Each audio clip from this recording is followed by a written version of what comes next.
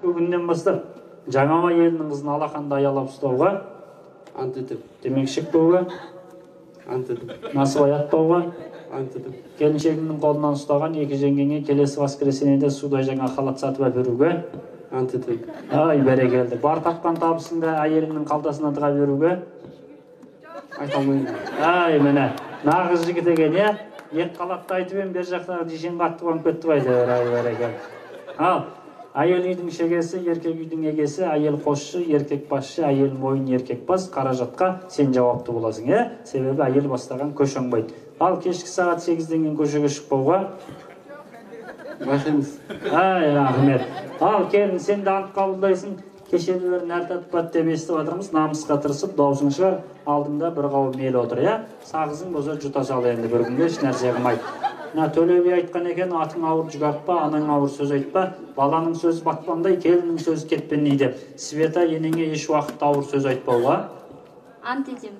Келін жақсы болса үйіңе көккісі келеді, келін жаман болса келген кісі кеткісі келеді. Ас үй десең төккісі келеді, төкпей үй десең сөккісі келеді. Келген кісі табағындағы асыңа емес, ең бірінші қабағындағы қасыңа қарайды. Сондықтан келген кеткен кісілерге қабағыңды шытпай күлімдеп тұрып шай құйып беруге. Ант етем. Жас келіндердің құлағына алтын сырға, қабағы ашылмаған келіндердің бағы ашылмайды, жүзің жарқын, қабағың ашық болсын. Жақсы әйел күйеуін басын төрге, жаман әйел күйеуін басын көрге сүйрейді. Жамбылдың басын әрдайым төрге сүйреп жүруге. Ант етем.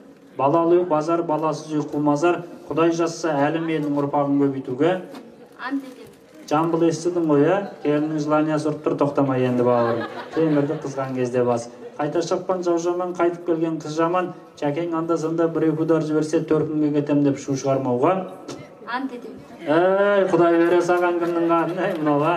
Өз опалың өзіңе өзіңнен көр енді. Ал Жамбыл ант қабылдады екен деп көбала қойдап сабап жүрмей, Соңғы сұрақ, бірінші әйел бекер, екінші әйел шекер дейді. Жамбыл келешекте олигарх болып кетіп, тоқал алам десе, ойланбай рұқсат бере салуға. Оттама деді ағайындар, ал оттамай бекжас бақытты болсын. Ал бастарыңда бармақтай бағың болсын, жастарыңда тәрбие тәлім болсын. Жамбылыным әйтеке би атаң ұқсап, атағың алталашқан бәлім болсын. Балалы үй базар дейді біздің қазақ, көп бала таптыратын әлің болсын. Келінде кесірленбей туа берсін, әмин осы тілегім қабыл болсын. Бәрін айтта бірін айт, Құдайым, әлемнің тең жартысы әлім болсын деп қояйық. Ал өз атынан ұстай қойма. Ал енді келіннің бетін кім ашса сол дейді.